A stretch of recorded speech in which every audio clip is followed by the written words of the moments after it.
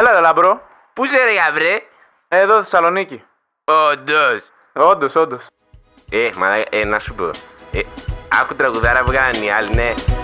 Απίστευτη ρε. Απίστευτο. Όντως.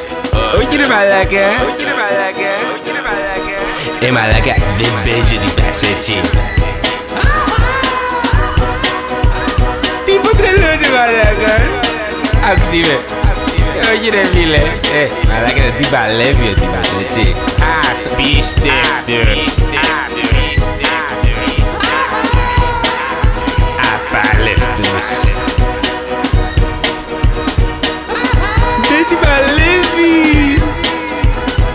Τι πω τρελός ρε μαλάκα. Άκουσε τι είμαι. Μαλάκα, πού το βρήκατε το τύπο, έτσι. Πού το βρήκατε. Τι πω τρελός.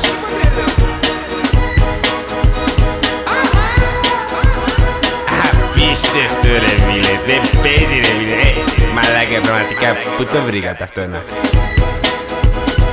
Δεν παίζεται έτσι. Απίστευτο.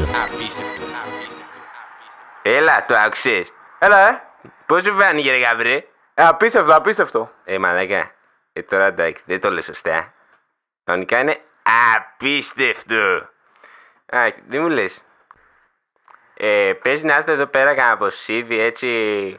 Ο Σπύρος, ο Θωμάς, ο Βα, έτσι. Με καμιά κιθάρα, είναι και Ευθύμης εδώ. Μ' ακούς? Ρε μαλάκα! Γαμπρός! Τρελός ο γαμπρός.